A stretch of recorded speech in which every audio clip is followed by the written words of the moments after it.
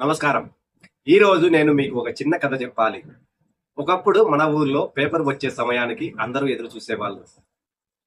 ఒక టీ అంగడి దగ్గరో, ఒక రచ్చబండ దగ్గరో ఒక ఆయన పేపర్ చదువుతుంటే 10 మంది చుట్టూ చేరి వినేవాళ్ళు. ఎందుకో తెలుసా?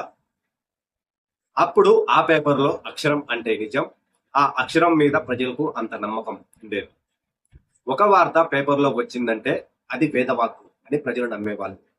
జర్నలిస్ట్ వస్తున్నాడంటే తప్పు చేసే నాయకుడు భయపడేవాళ్ళు. సామాన్యుడు తనకు న్యాయం జరుగుతుందని ధైర్యంగా ఉండేవాడు.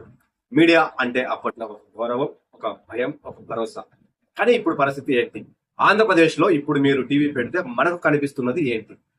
సమస్యల పరిష్కారమా లేక రాజకీయ రణరంగమా? ఒకప్పుడు అక్షరం ప్రజల ఆయుధం, ఇప్పుడు అక్షరం ప్రజల ఢాల్గా మారిపోయింది. మీరే గమనించండి. ఒక టీవీ ఛానల్ చూస్తే ఒక నాయకుడు దేవుడు, ఇంకో ఛానల్ పెడితే అదే నాయకుడు రాక్షసుడు. ఈ రంగుల గోలలో అసలు నిజం ఎక్కడో అగాధంలోకి వెళ్లిపోయింది. సామాన్యుడి కష్టం వార్త కావట్లేదు, కానీ నాయకుల తిట్లు మాత్రం బ్రేకింగ్ న్యూస్ లు అవుతున్నాయి. జర్నలిజం ముసుగులో పార్టీలకు కొమ్ము కాసే ఈ ఛానళ్లను ఏమనాలి? వీటిని రాజకీయ పక్షపాత మీడియా అనడం కంటే ప్రజాస్వామ్యపు చీడ పురుగులు అనాలి. ఎందుకంటే ప్రజలకు నిజం తెలియకుండా అడ్డుపడుతున్నది వీళ్ళే. ప్రజలను కులాలు, మతాలు, పార్టీల పేరుతో విడగొడుతున్నది వీళ్ళే. వీరు జర్నలిజానికి అర్హులా అని నన్ను అడిగితే ఖచ్చితంగా అర్హులు కాదు. ఎందుకంటే జర్నలిజం అంటే ఒక బాధ్యత, అది అమ్ముడు పోకూడదు.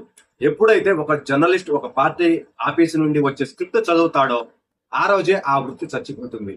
మిత్రులారా, కత్తి కంటే కలం గొప్పది అన్నారు, కానీ ఆ కలం ఇవాళ పార్టీల కళ్ళ దగ్గర తాకట్టులో ఉంది. ఒకప్పుడు జర్నలిస్ట్ అంటే గర్వంగా ఉండేది, కానీ ఇప్పుడు పక్షపాత మీడియా తీరు చూస్తుంటే తలదించుకోవాల్సి వస్తుంది. ఇకనైనా మేల్కోండి. ఏది వార్త, ఏది ప్రచారం అనేది గుర్తించండి. నిజం చెప్పే గొంతుకును ఆదరించండి, భజన చేసే వాళ్ళను బహిష్కరించండి. మీడియా పవిత్రతను కాపాడుకోవడం మనందరి బాధ్యత. ఆలోచించండి. నిజం కోసం పోరాడే వాడికే మీ మద్దతు ఇవ్వండి. జై హింద్.